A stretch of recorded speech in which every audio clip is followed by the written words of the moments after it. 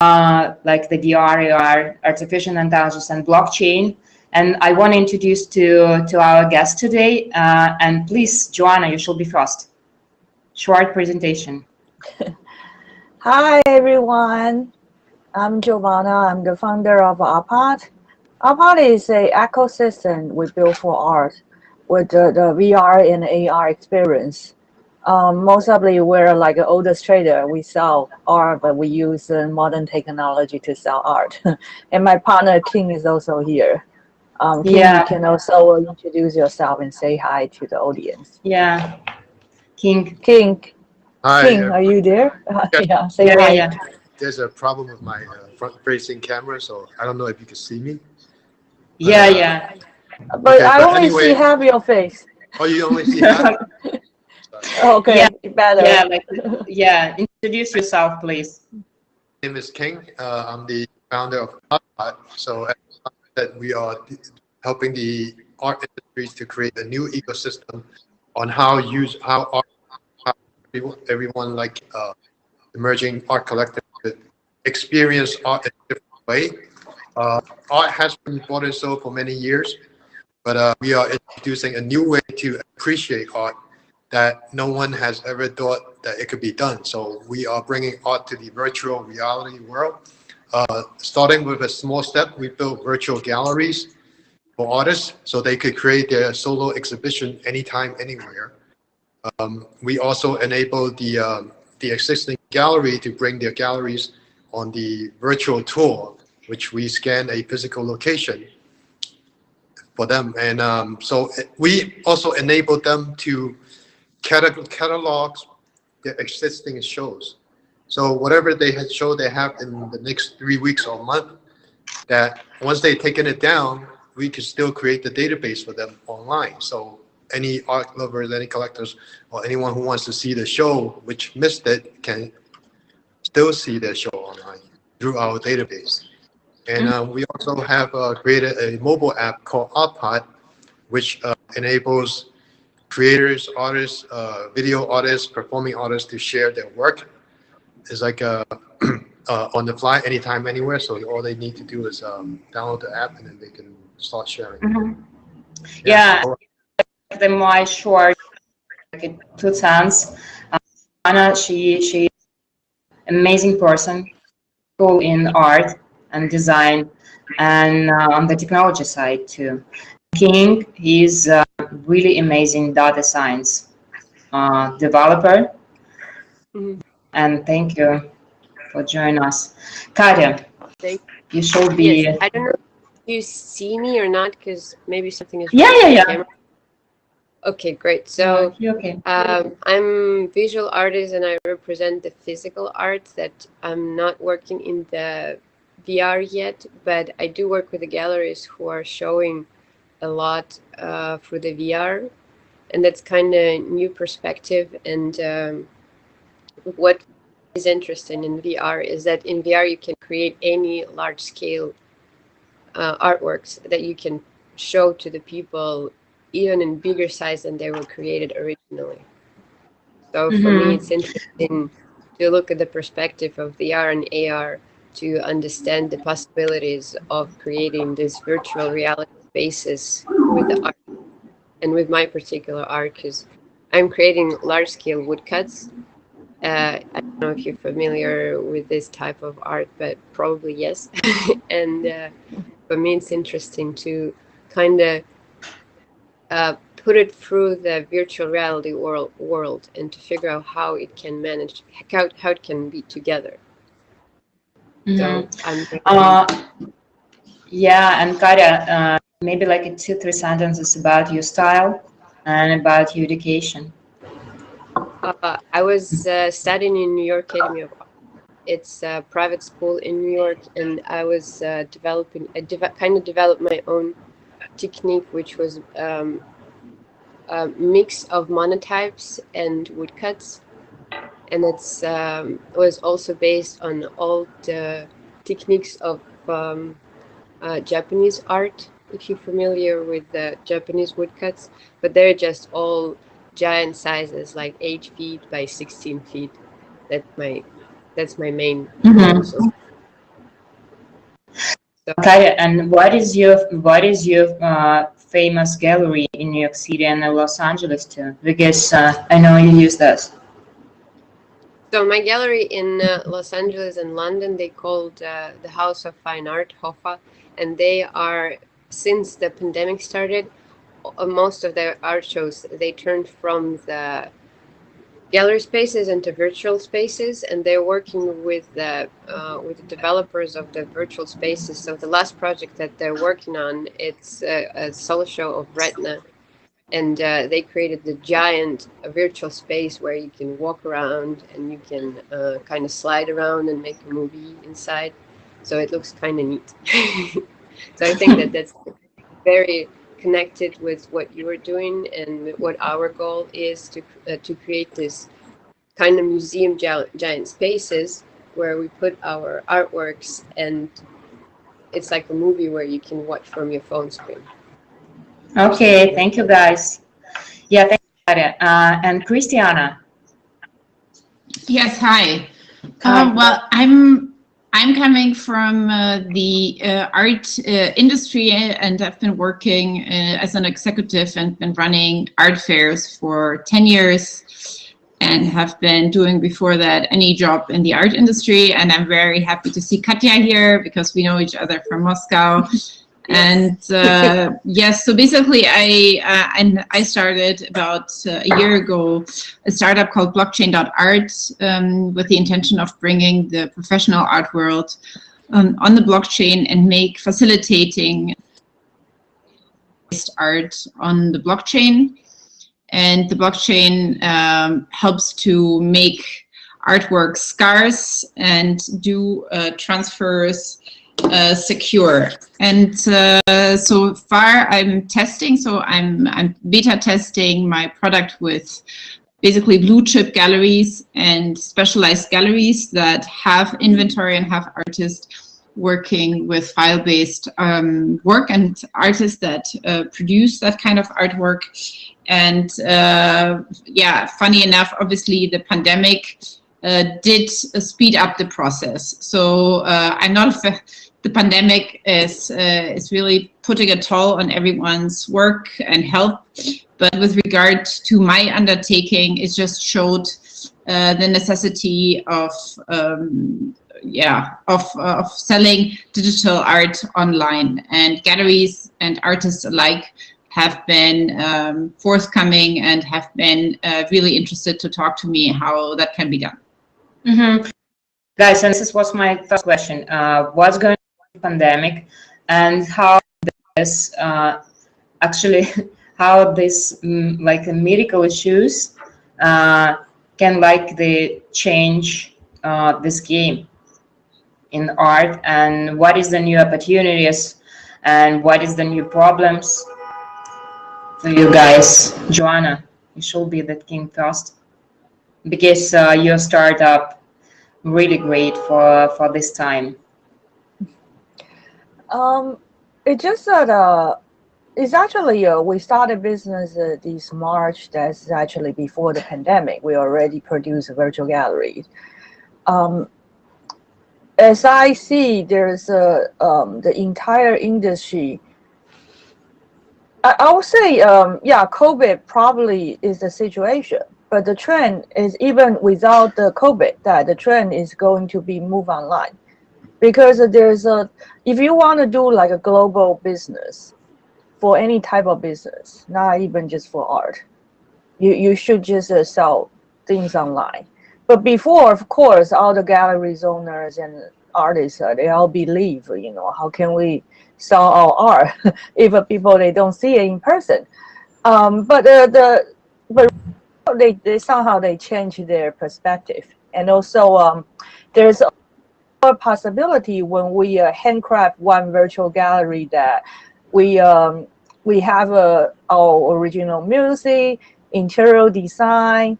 And also we have when people they don't really need to go out, they can enjoy art, and even just they still can do another different things that while just browse all type of art. So I see even more possibility in our world that when we build a virtual gallery that people they enjoy art, and it's also is a entertaining and educational purpose when people they like to have a more, let's say, more fun time that they can you know, we even, you know, I won't say it's all like art collector like to see art. It's all type of art lovers. All type of people, you know, it's even they cannot go out, they can enjoy art everywhere. Yeah, King, why do you want to add something?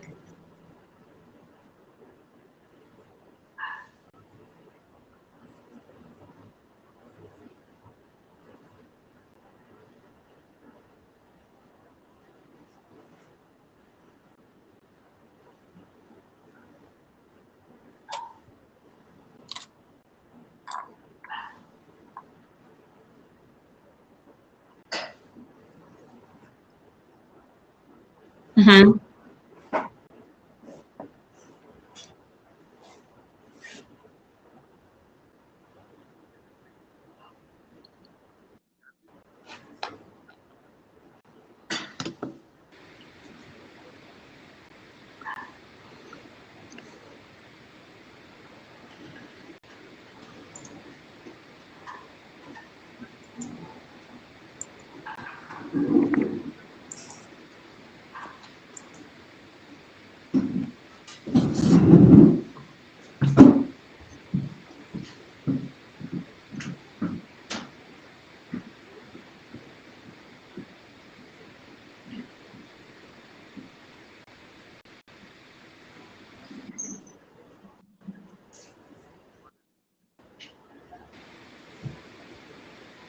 Okay.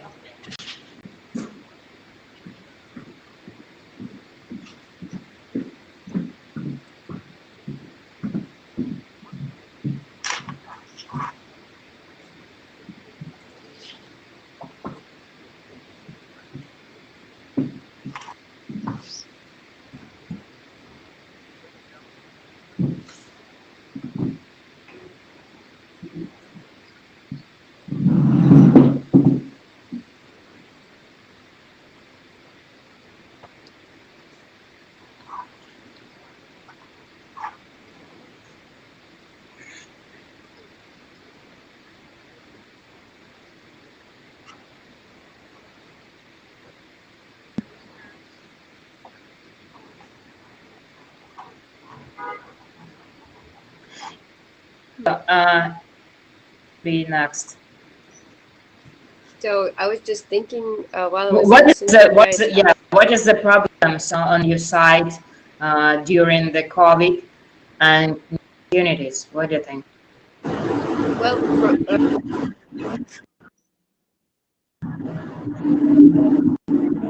what happened with the time frame, and that I can I can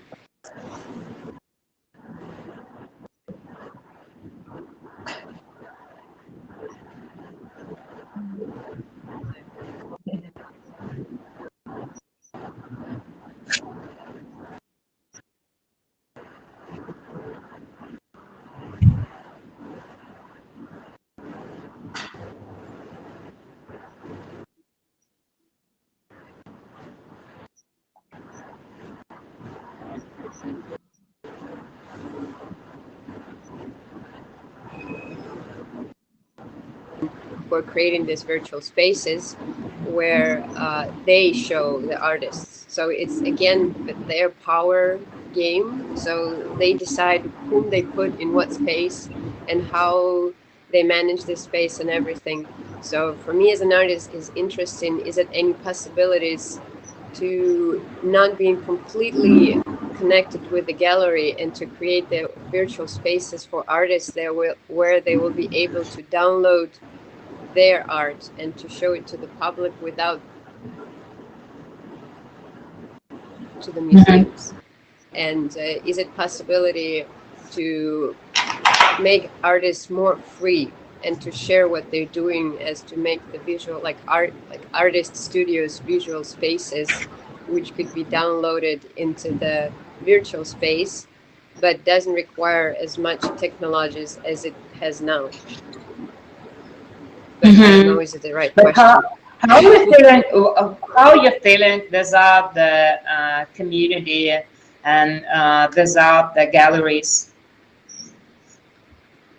Yeah. How are you feeling about this? Yeah, like because I mean, I like that there is a in this pandemic situation where we cannot physically attend to the places. Like, I couldn't go to Miami this year because I didn't feel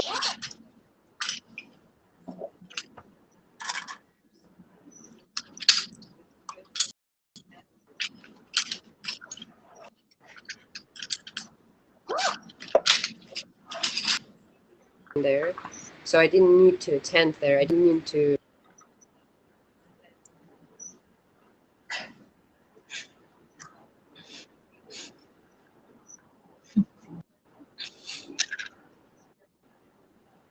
During this event because it's the main part, kind of.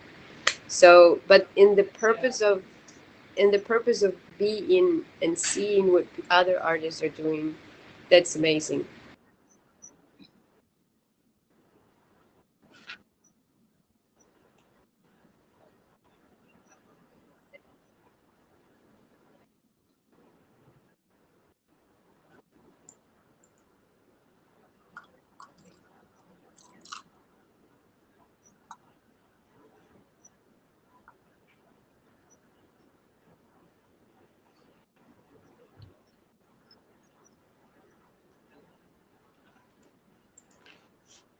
You're going around the art opening and you're like, I don't know.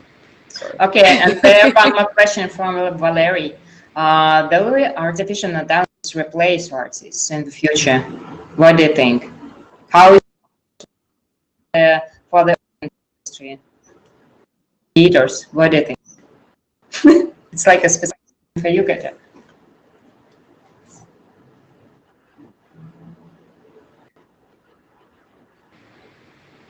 The art, like the stuff that computer can create an artist, and the stuff that computer can create as a musician is incredibly beautiful, I think.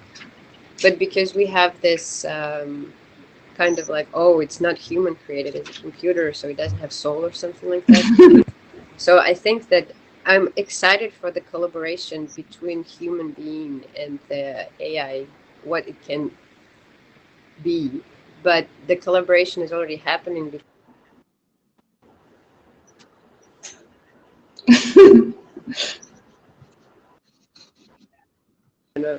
It's like the last Avengers. Okay. I don't know if you've seen them. There is a giant.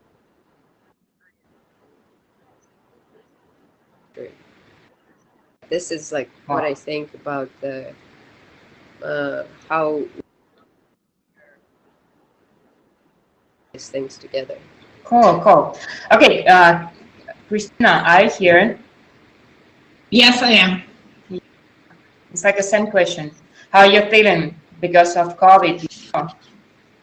Like what's going on with the blockchain and how this pandemic can help you in your business and can improve artists and art, or like the maybe like something like not good on use for it? Yeah, first of all, so basically the artistic community and the museum spaces and gallery spaces have been hit pretty hard by the pandemic. So in the US, about 50% of staff has been laid off with regard with the effect of the pandemic, and 50% is an incredibly high number. This being said, for my personal business, as everything is online and as I'm promoting basically digital art sales online, the timing of the pandemic has increased the curiosity and the interest of what I'm doing and how it's being done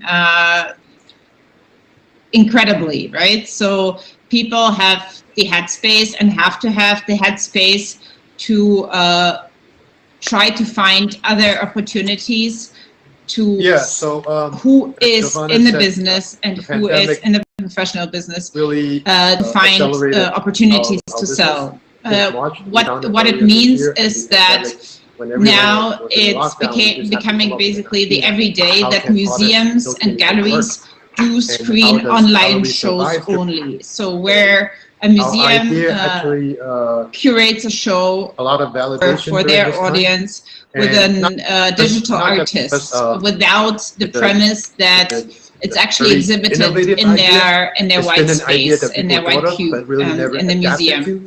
The same counts for galleries. So the experience of looking at art on a screen replaced the experience of going into a physical space. So that means there is no gap anymore that you have to say, oh, in order to purchase one or the other, I have to come and to look at it in person. No, pretty much what you see on the screen is what you get. And of course, if you then install it in your home, it might add a different dimension to it. I think we are and so what we see is also, because I've been testing with galleries quite a bit, and they see definitely an increase of sales with regard to their artists that produce work in the digital sphere. And when I look at the marketplaces that already exist, that come from a slightly different perspective than I come from, so they have seen an increase of sales. So the NFT industry, so the non-fungible tokens, they expect an overall sales turnover by the end of this year at about 100 million. And that's a good number. That means basically the logic and the format of a non-fungible token works and has proven itself to be as a solid mechanism. And yeah, so that worked out well. So the only question is basically for us and for the other marketplaces, to make it, to bring in the galleries and the artists and have them and feel safe, and that they understand the underlying logic, and that they can take, the best use of that technology. And I feel that's going to be commonplace within the next year. Every artist who works in solely digital, in the digital field, will explore that opportunity and make use of that, and will take a decision for one or the other platform.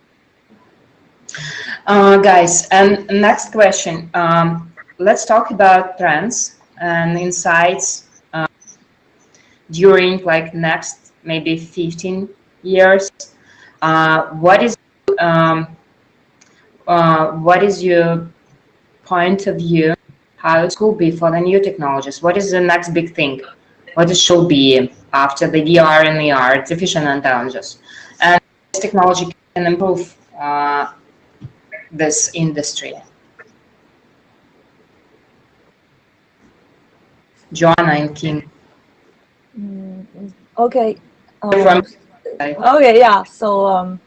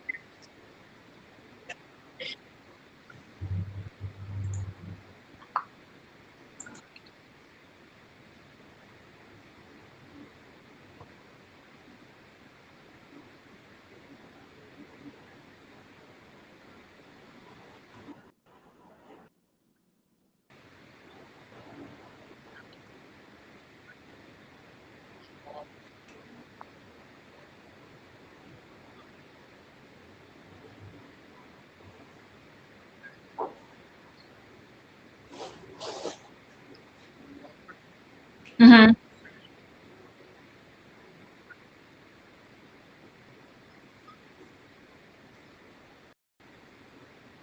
Mm-hmm.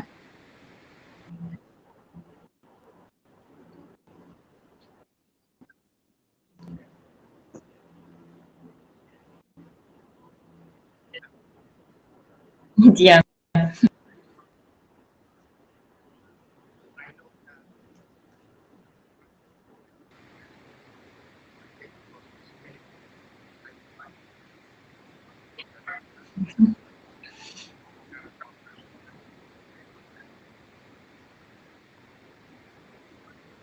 Yes.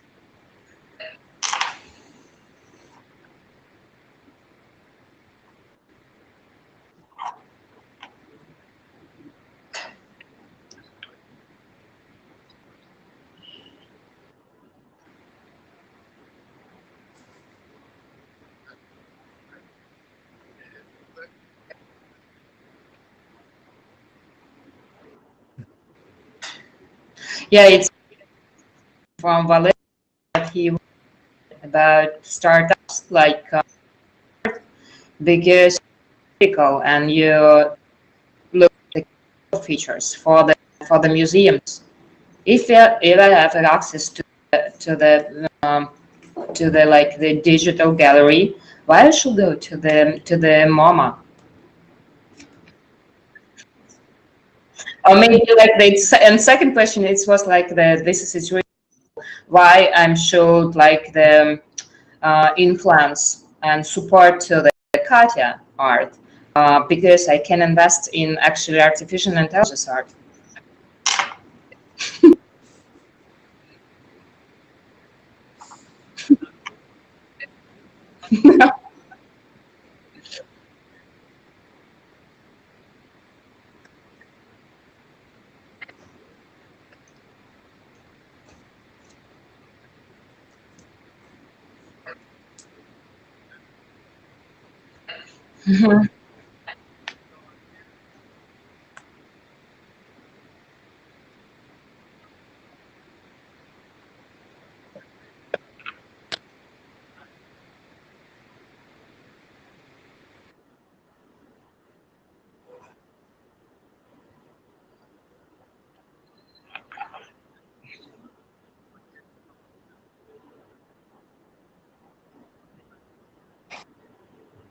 Maybe, yeah. It's for the actually for the Katya. It was my question about payment processing too.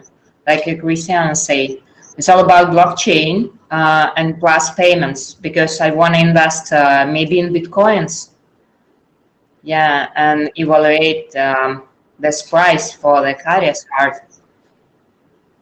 Yeah, because maybe after that I was I thinking wanna. about it earlier.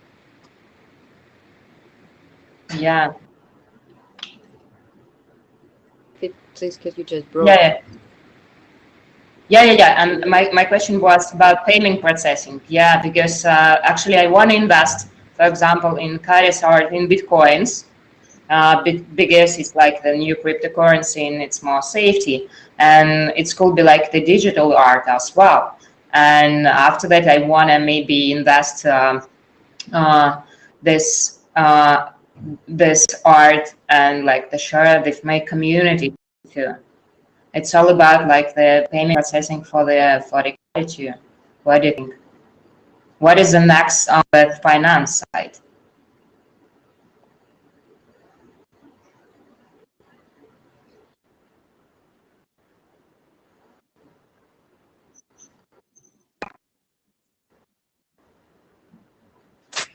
Comes from the I don't know, PayPal digital money or like bank account transfers and stuff like that. And it's kind of already in the transition between the actual money to the Bitcoin money. It just doesn't really. I mean, I don't really understand the difference between all of these things. So for me as an artist, the processing of the payment as my for my work. But if to look at the artwork as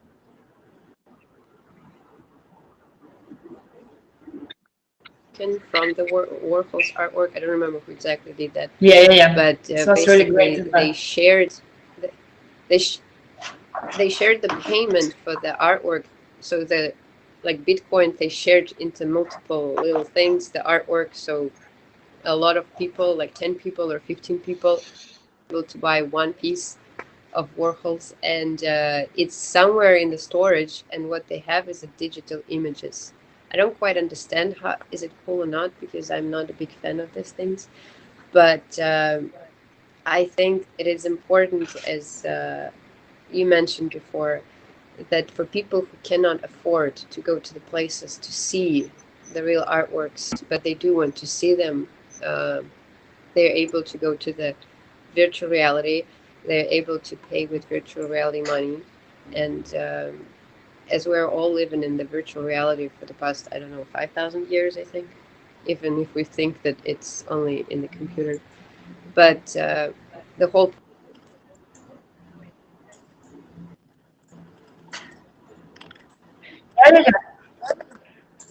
I think I lost my thought. No, no. Can you hear me? Yeah. And Christina. Yes, please. Yeah. So the outlook. So I think payment, I cannot talk too much about the payment methods because it's just pure mass adaptation of a payment option. So the actually interesting question is the underlying asset.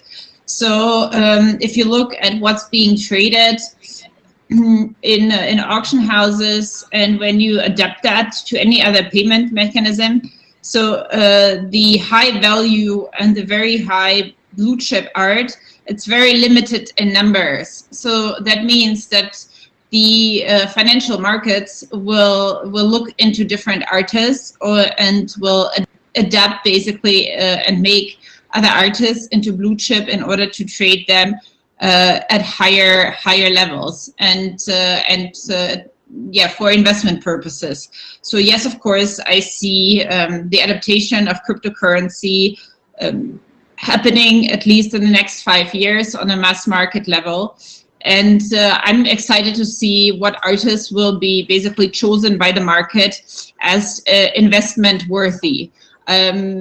I don't believe that if you look now at the different NFT markets and the artists that are producing NFTs, that the ones that we see now that are being traded, that they will be the ones traded at high numbers. I actually see, and I believe that the traditional will choose their own heroes, and these will be traded also in mass adaptation cryptocurrency. I don't think it will be fully the crypto artists that will be traded at these numbers. So I believe in the professional art market. And what's the distinguishing line between the professional art market and pure crypto artists? Well, the professional art market, this is what it's trained to do, is actually bringing out art at a frequent times at a very high quality level. Yeah, and so that's what distinguishes between professionals and hobbyists and people and that's all fair and it's all fine, yeah, if you want to do that, but this is just not the professional art market that is actually there to drive value. So the professional art market is not looking at spikes but it's actually there to drive value on a long horizon. And it's just a question of time that the traditional art market will adapt to crypto and all different payment options. So I see that in the near future. If that's the question. And what do you think about what is the next big thing on the technology side after the VR and AR and after the artificial intelligence? And maybe technology can improve art and your project as well. What do you think? Or maybe you can share like the best cases, how it's worked for these technologies. I mean, what's the next big thing? I mean, generative art, I think this is what the colleagues mentioned, computer based artwork, and there to find basically an indicator. I cannot applaud to just generative art. I cannot be excited, oh yeah, that's an artwork produced by a computer. I mean, this has been done pretty much since the 60s, that computers have been producing artwork. So I cannot get like all excited about it. The question is, how do we evaluate it? And again, you can, as a technologist, be all excited about, I don't know, a new feature in generative art, but that's sort of not enough. That will not prevail the test of time. So the question is, what is actually exciting in that, and what do we look at to find something exciting? And to be quite honest, I'm not a technologist per se, right? I'm applying technology on the professional art industry. So pure technology in art doesn't do anything for me. So it's the artwork itself, the underlying idea and the underlying concept that is exciting for me. So I mean, just pure avatars and the creation of environments, well, great. What's the concept behind it? Yeah, so just the point that I can meet someone in an environment, yeah, I don't know, that doesn't give me sleepless nights, right? So I think this is what Katja also said as the artist is, so what are we talking about there? What's the concept that is actually, I don't know, convincing and will survive time, right? And what will the financial market and the art market choose as an investment worthy vehicle? What artists and what concepts? Yeah, and if you look at it now, it's definitely artists coming from a diverse background, and women artists and artists that have been largely overlooked. So the pure concept, oh yeah, what's the new technology that is being used to create that artwork? That's not enough. Yeah. Okay. And what is the problems on the investment side? What do you think? Like the investors who want to support to the startups in art industry, or maybe they want to invest in digital art or like the traditional art. What is the problem, or like the opportunities for the investors? What do you think? Well, that's like a very, very big question, actually. I mean, to be quite frankly, I don't think that there is much of a problem. The main problem is basically that people cannot decide what their own interest or their own taste is, right? So investment behavior, especially of, I don't know, angels and other investors, is driven sort of by their peer group. So when working in art fairs, I've seen just people, they personally found something appealing and very interesting, but then they needed to reach out to their peers in order to take that decision. So I think that's basically, it's your own understanding of what is exciting and what's interesting. And I'm always trying to, I don't know, to help investors there. It's like, compare other artists, like what do you like best, and just go for it.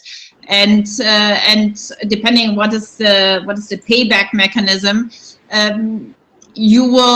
because you like that artist, you like that artwork, well, that's the pleasure you get in the first place. And then basically, as an investor looking into startups, look at the vision of the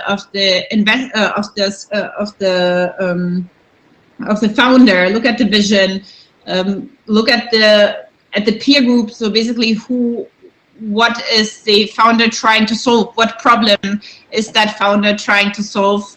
And can that founder pull it off? Can you show success, like even small success cases? And if that convinces you, well, then go ahead and invest, I'd say. So it's really what is the pain point, and can the founder, does the founder have the keys to it? But basically in the first place, I don't know, go to the artist and buy art, right? Whether it's VR, whether it's a painting, or whether it's a work on paper. I think that's, especially in the pandemic, will do good. Mm-hmm. Yeah, and same question for the Artport team, guys. Kim and Joanna, what do you think on the investment side? What's happened if what support to your startup during the pandemic? Well, our investors look for different things. Well, number one, of course, like many artists and galleries, they actually need to use these VR virtual galleries. The other things they look is, of course, the technology side. So now we have some investor in the AI company. Why do we need AI? Because there's actually that algorithm can do more analytical to match all the art collectors' tastes. That's only the machine that can do it. This is like more like a deep learning things. Right now, especially we have a lot of a database. That's something. It's actually even some like a small gallery owner, they couldn't manage. We do need to have like big database and also deep tech to manage and maintain the database. Okay, Kim, what do you think? She pretty much sums it up already there, yeah, for the investors. I don't have anything else to add. What is the problems they've measures and bars with investors during the pandemic? I think that the main problem right now with the collectors who are buying art right now, mainly, they do like to invest in big names right now, because like in the big names, or it's very small amount of the collectors who are investing in young emerging artists, and there is a certain gap between young emerging artists and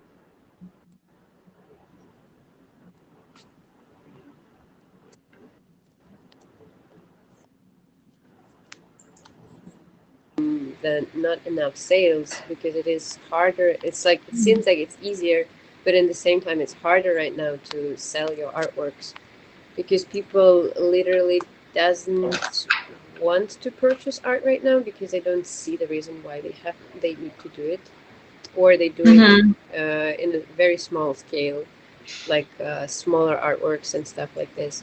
So for me, like the pandemic, like, and a lot of my friends, it did a giant impact in our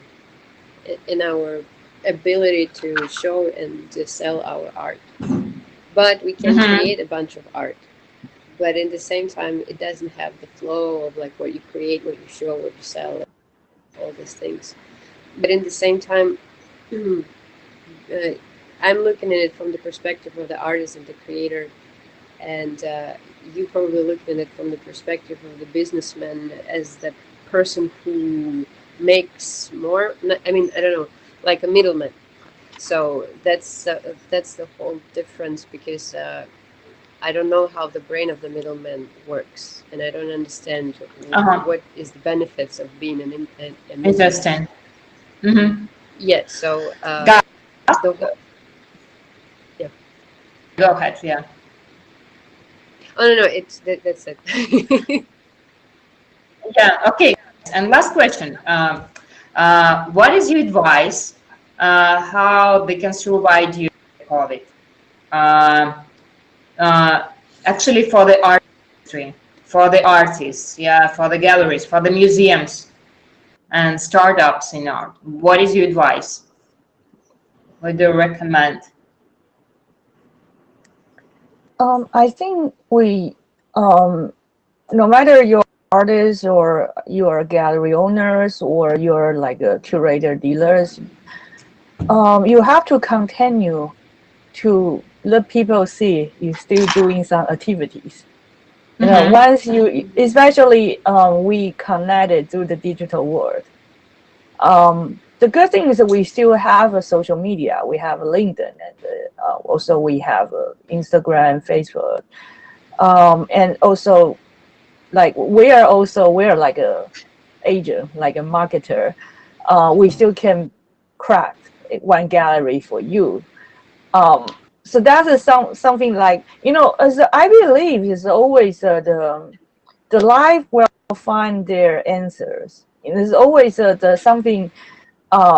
We have a problem. It's just because this problem is like it's not only us. It's about all type of human beings in the world. And this is something we can solve together. And there is a solution. For example, I know all my artist friends, even they kind of struggle, but this is also the best time to even more focus. As far as I know, content, as long as you're like a content creator, if as long as you use your creativity, you still can survive for anyhow. But just don't disappear. That, you know, you have to always be active all the time. So let people see your energy, and somehow it's going to be work. Cool. King. Yeah, Yeah, I totally agree with Giovanna. Being active, being visible to the world as everyone is in the hideout is very important. People know that you still exist, not somewhere nowhere on the land. Another thing I would like to add is being able to adapt to your surrounding during COVID or post-COVID or any situation you may face down the line. Being able to adapt, do what you do best in that kind of environment or any environment that you may face is just as important. You cannot be fixated on this is what I used to do. Let's say I only do oil, this is the only thing that I know, but you need to adapt to new technologies. When new technology arrives, digital oil, maybe you'll be one day doing digital oil, you know, or doing VR painting or doing like holographic painting. They put you in a room and you started to paint. You need to learn. You need to educate yourself to the new technology and being able to adapt to what's forthcoming. Thank you so much, Katya. What for the artists, for the galleries and museums, and maybe technology startups who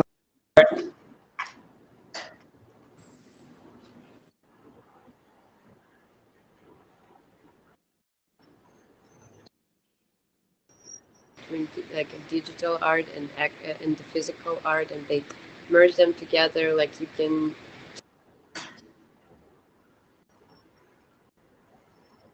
a lot with the artists who are working painting theme kind of. So it's interesting because it does make this artist Avery Singer, who creates art that is based on.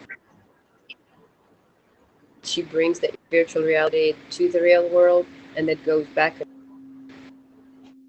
Experimenting as much as possible right now.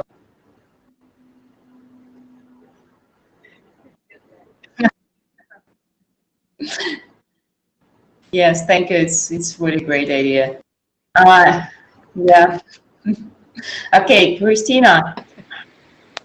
Yeah, I think basically the responsibility is on both ends. I meet a lot of people that say they love art, but when I ask them, when did you buy something last time from an artist or from a gallery or from any shop that sells art, they can't even remember the date. And just think about that and keep that in mind, that actually it's a good time to buy now and every day. So this is one thing. And the other thing is about the artists. Artists do have groups that support them, right? Either in writing text about them, curating them, looking at them. And I think an artist, and that's what I've seen, that they are falling back to that support system. So basically collaborating with other artists of their peers that sort of unite in mindset and or unite in style of work or unite in sort of in concept. and they go together. They build these unities in order to explore further, push further, and do that. And then the other, of course, what I've seen is that artists venture out and do quite successful interactions on, for example, Instagram, and also sell on Instagram to their followers. And I think that is fair, and that's, yeah, that's a good moment to do that. And yeah, we all should be supportive. The ones that claim that they support art, we should be supporting. Okay, thank you so much. It looks like the just buy, just create, just buy. Guys, thank you for this interview. Thank you for these great ideas, for these advices. See you next time. Yeah. Thank you. Yeah, be safe. You, Manana. Yeah, bye-bye, Thank guys. you, Manana. Yeah, Nice to meet thank you you. all. Nice to meet you guys. Bye-bye. Thank you. Bye. Thanks. Bye.